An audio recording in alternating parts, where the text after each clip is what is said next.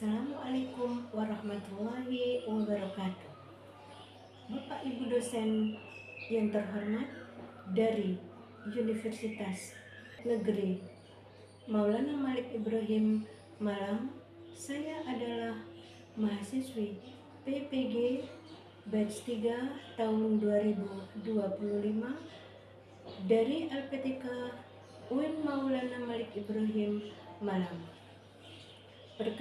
Perkenalkan, saya adalah mahasiswi PPG Batch 3 tahun 2025 dari LPTK UIN Maulana Malik Ibrahim Malang. Saya akan memperkenalkan diri saya. Nama saya Hindun Titik Rahayuni SAG dengan NIM 2501091127110. Perkenalkan dalam kesempatan kali ini saya akan mempersembahkan sebuah video pembelajaran dengan materi bersuci dengan mapel fikih kelas 7 di MTS Zainul Islah Kanigaran Kota Probolinggo. Yang saya ambil di per hari ini tanggal 13 Oktober 2025. Demikian dari kami. Wassalamualaikum warahmatullahi wabarakatuh. Assalamualaikum warahmatullahi wabarakatuh. Waalaikumsalam warahmatullahi wabarakatuh.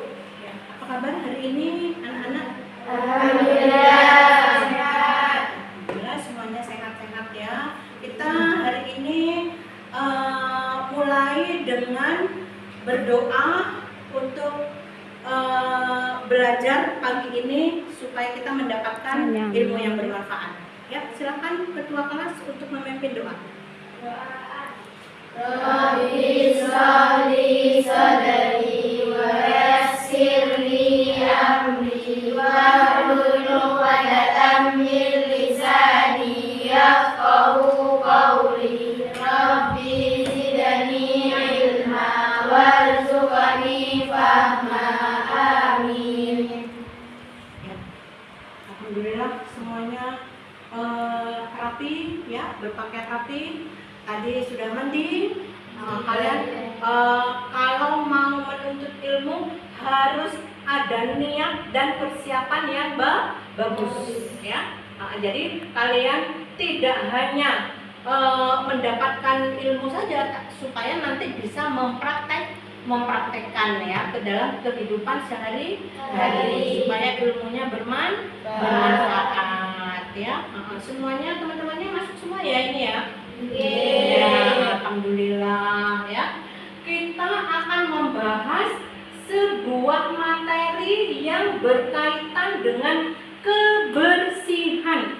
Ada yang tahu apa hadis yang terkait dengan kebersihan? Ada yang tahu?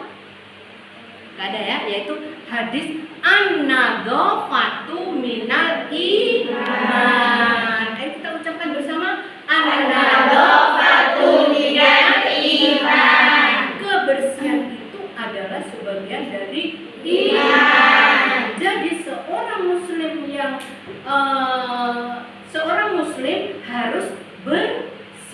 harus bersih karena kebersihan itu termasuk sebagian dari iman ya. Untuk itu kalian harus tetap menjaga kebersihan. Nah, kebersihan ini di dalam Islam kita namakan at-thaharatu. Apa Nana? At-thaharatu. Thaharah adalah bersuci. Untuk apa kita bersuci? Untuk apa kita bersuci? Bersuci, semua kegiatan ibadah didahului dengan bersuci.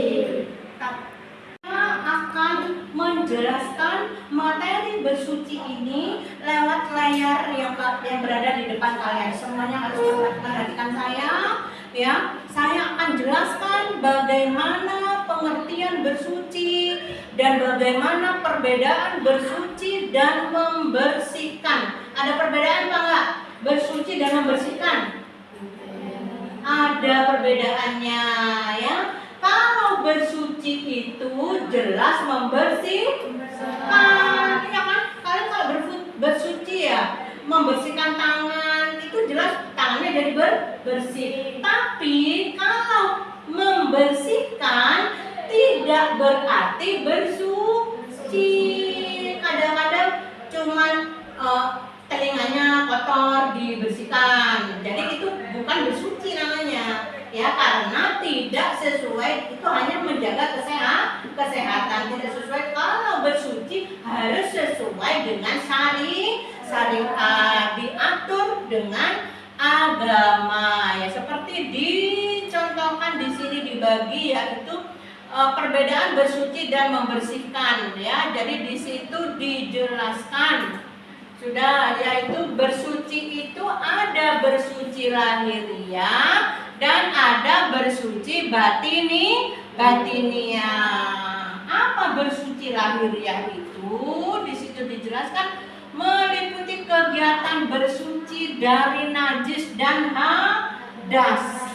Jadi bersuci lahiriah itu bersuci dari najis, najisnya dibersihkan, hadasnya dibersihkan. Jadi nggak cuman cuci tangan. Kalau masih ada najisnya berarti namanya bukan bersuci.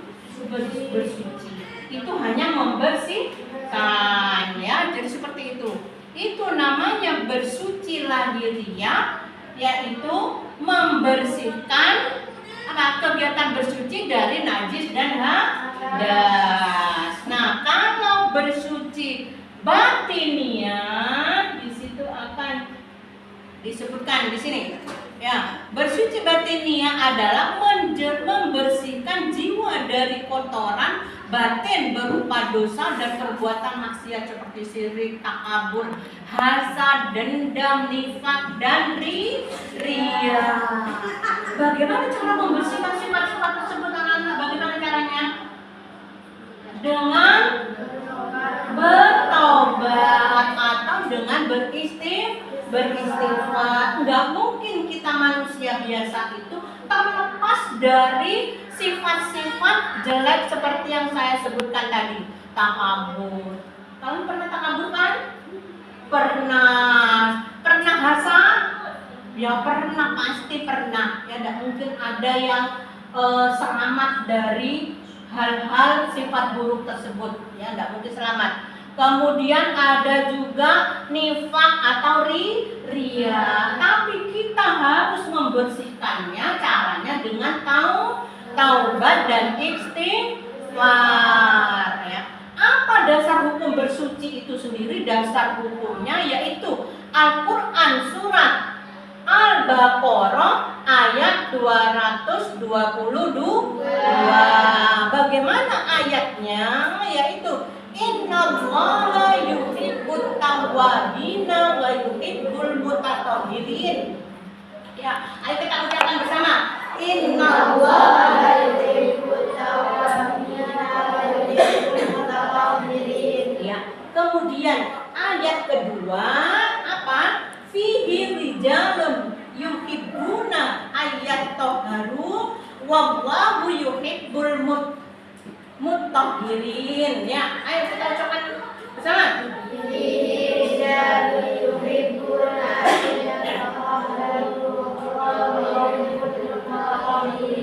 Ya, yang ketiga yaitu terdapat dalam surat Al-Maidah ayat 6. Saya bacakan dulu.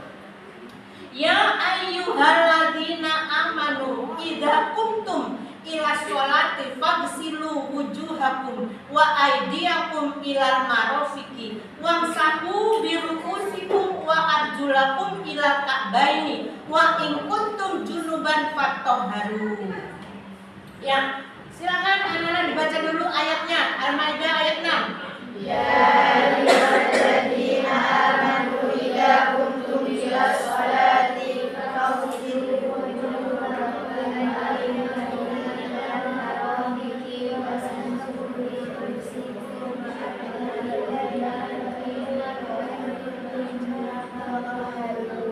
Ya, wa in kuntum junuban fatahharun. Itu adalah ayat Al-Quran yang memiliki kandungan yang sangat erat dengan bersuci. Jadi ayat bersuci itu ada, ya. Jadi itu merupakan suatu kewajiban. Nah, kemudian bagaimana kedudukan air dalam bersuci? Ya, saya ini dulu. Air sebagai alat bersuci. Yang kedua, air ditinjau dari pembagiannya. Ada berapa macam air itu pembagiannya? Di situ dijelaskan ada air hujan. Apa? Air hujan. Yang kedua, air dari mata air. Air dari mata air. Yang ketiga, air laut. Air laut. Keempat, air sungai. Air sungai. Ketiga, air sumur. Air sumur. Itu ketiga ya. Kelima ya. Kelima air sumur. Keenam, air es atau air salju. Air es atau air salju. Ketujuh adalah air embun ya. Itu adalah air ya, macam-macam air yang bisa kita pergunakan untuk bersuci. Nah, yang kedua yaitu air suci tetapi tidak mensucikan. Ini berarti airnya itu suci atau enggak? Suci, airnya suci, tapi tidak mensucikan, yaitu tidak boleh dipakai untuk berwudu. Jadi walaupun airnya suci, misalnya air kopi, nah, boleh kalian minum? Airnya suci? Suci, tapi tidak boleh untuk wudu. Ada yang pernah wudu sama air kopi? Enggak. Ada yang pernah wudu dengan air teh?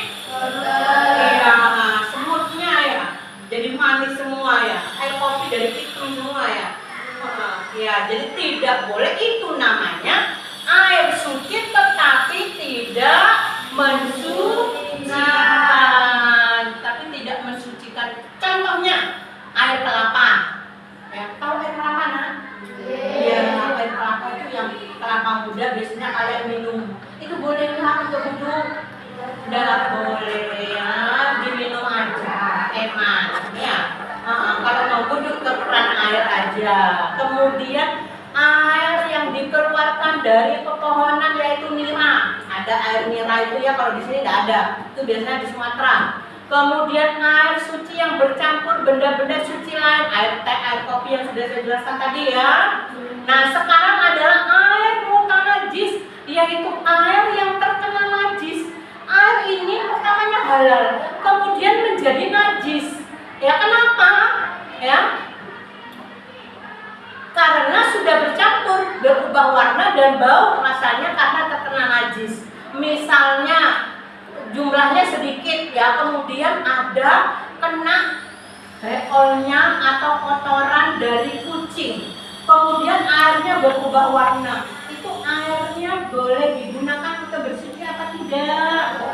Tidak boleh. Itu namanya air mutanajis yang tidak boleh digunakan untuk bersuci ya. Ya, seperti itu. Ada lagi terakhir yaitu air mustakmal, yaitu air yang sedikit ukurannya atau kurang dari 2 kula tapi tidak berubah warnanya. Ya, walaupun kena kotoran cecak misalnya, tapi airnya itu banyak dalam bak ya, 2 kula. Boleh nggak kalian berwudu di situ? Boleh. Jadi boleh karena airnya belum tercampur warna kan cecak kan kecil oleh kering meneng ya. Jadi nggak apa, yang penting airnya 2 kula. 2 kula itu ada di strukturannya, ada tertera di buku itu, nanti kalian bisa lihat ada berapa volumenya berapa. Kalau 2 kula itu minimal seperti itu ya. Sampai di sini anak-anak bisa paham ya apa yang saya terangkan tentang bersuci dan macam-macam air ya. Ya, bisa ya, diserap pemahamannya. Bisa ya? Iya, insya Allah nanti dirangkum dan didiskusikan pada tiap-tiap kalian tugas untuk membuat poster terkait dengan air ya. Ya benar anak-anak? Ya. Sudah kalian kerjakan? Sudah.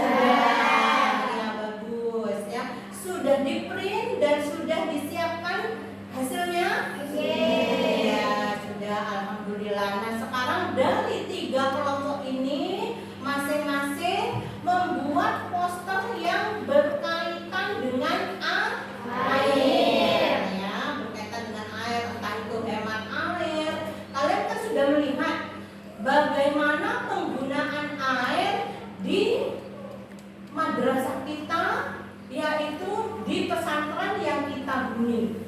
Ya kalian lihat kan, mungkin kemungkinan ada pemakaian air yang tidak hemat, ya kan? Kadang-kadang kan anak-anak nyalakan keran itu sudah dimatikan, ya.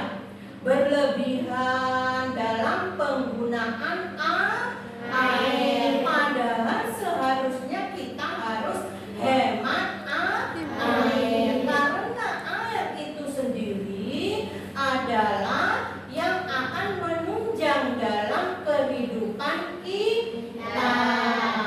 Ya, air itu sangat penting ya enggak? Ya, ya, bagaimana pentingnya air itu harus dimulai dari kita sendiri, yaitu dengan cara apa? Berhemat. Ya anak-anak sekalian, sekarang saya minta tunjukkan poster yang sudah kalian cari di internet yang sesuai dengan materi kita hari ini, yaitu kelompok A. Apa bunyi posternya, temanya? Ayo hemat air, ayo hemat energi, Indonesia maju. Iya, hebat, luar biasa. Kasih aplaus untuk ya, luar biasa ya. Sekarang kelompok B, kalian punya tema apa di posternya? Hemat air, selamatkan masa depan. Hemat air, selamatkan masa depan. Luar biasa ya. Terima kasih untuk tugas kelompok B. Aplaus untuk kelompok B. Ya, sekarang kelompok C. Kalian apa temanya dari poster tersebut? Hemat air untuk generasi masa depan. Hemat air untuk generasi masa depan. Luar biasa ya, keren-keren semuanya ya. Jadi moto saya bacakan dulu. Ya ayyuhalladzina amanu idza qumtum ila sholati faghsilu wujuhakum wa aydiyakum ilal marafiqi wamsahu bi ru'usikum wa arjulakum ilal ka'baini wa in kuntum junuban fatahharu. Ya, silakan anak-anak dibaca dulu ayatnya. Al-Maidah ayat 6. Ya ayyuhalladzina amanu idza qumtum ila sholati faghsilu wujuhakum wa aydiyakum ilal marafiqi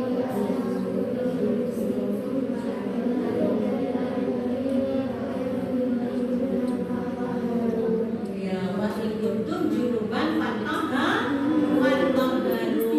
Nah, itu adalah ayat Al-Quran yang memiliki kandungan yang sangat erat dengan bersuci. Jadi ayat bersuci itu ada, ya. Jadi itu merupakan suatu kewajiban. Nah, kemudian bagaimana kedudukan air dalam bersuci? Ya, saya ini dulu. Air sebagai alat bersuci. Yang kedua, air ditinjau dari pembagiannya.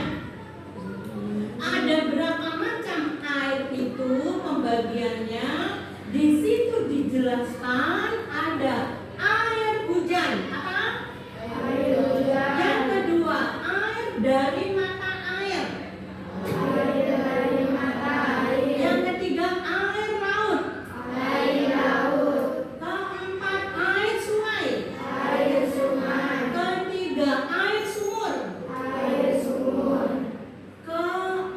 Itu ketiga ya. Kelima air sumur. Keenam, air es atau air salju.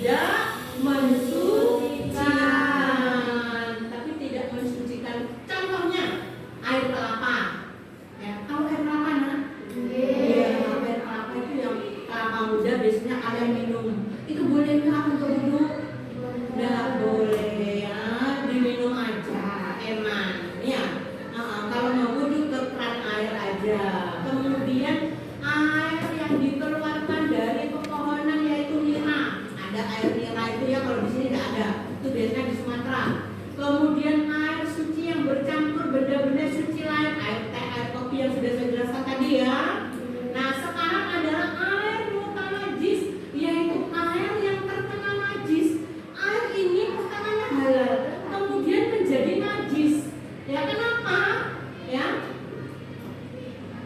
karena sudah bercampur, berubah warna dan bau rasanya karena terkena najis. Misalnya jumlahnya sedikit ya, kemudian ada kena rekolnya atau kotoran dari kucing, kemudian airnya berubah warna, itu airnya boleh digunakan untuk bersuci apa tidak? Tidak boleh, itu namanya. Kasih kalian tugas untuk membuat poster terkait dengan air ya. Ya benar anak-anak? Ya. Sudah kalian kerjakan? Sudah. Ya bagus ya. Sudah di print dan sudah disiapkan hasilnya? Ya sudah, alhamdulillah. Nah sekarang dari 3 kelompok ini masing-masing membuat poster yang berkaitan dengan air ya, berkaitan dengan air, entah itu hemat air. Kalian kan sudah melihat bagaimana penggunaan air di madrasah kita, yaitu di pesantren yang kita huni. Ya, kalian lihat kan, mungkin kemungkinan ada pemakaian air yang tidak hemat. Ya kan, kadang-kadang kan anak-anak nyalakan keran itu sudah dimatikan ya. Berlebihan dalam penggunaan air. Padahal seharusnya kita harus hemat air, karena air itu sendiri adalah yang akan menunjang dalam kehidupan kita. Ya, air itu sangat penting ya, Pak. Ya, bagaimana pentingnya air itu harus dimulai dari kita sendiri, yaitu dengan cara apa? Berhemat. Ya, anak-anak sekalian, sekarang saya minta tunjukkan poster yang sudah kalian cari di internet yang sesuai dengan materi kita hari ini, yaitu kelompok A. Apa bunyi posternya, temanya?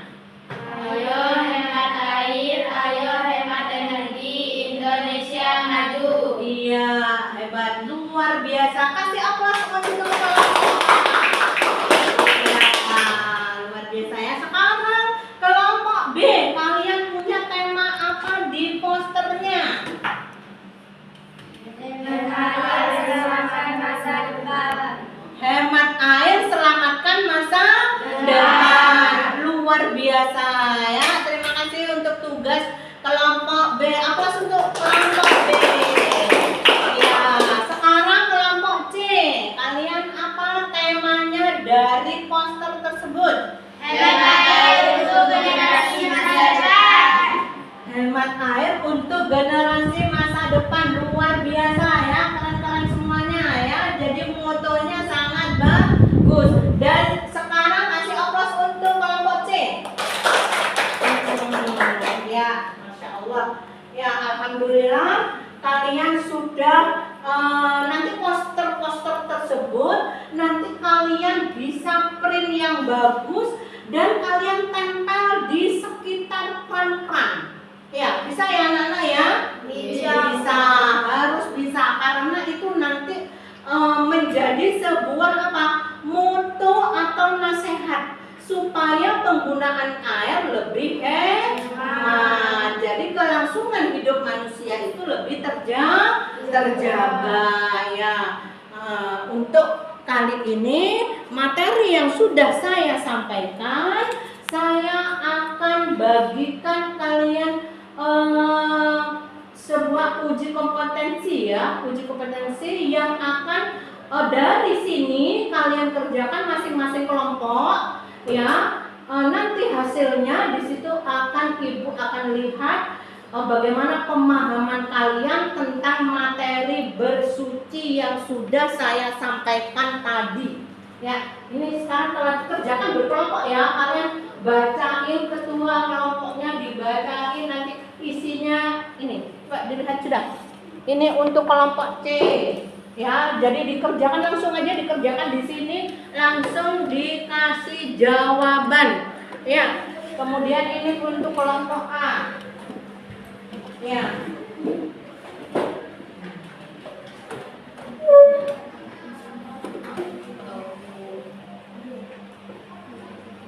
Sudah kalian kerjakan anak-anak? Sudah ya? Sudah. Nah, hasilnya kumpulkan dulu sama ibu. Nanti akan ibu periksa hasil penilaian dari hal yang sudah kalian kerjakan.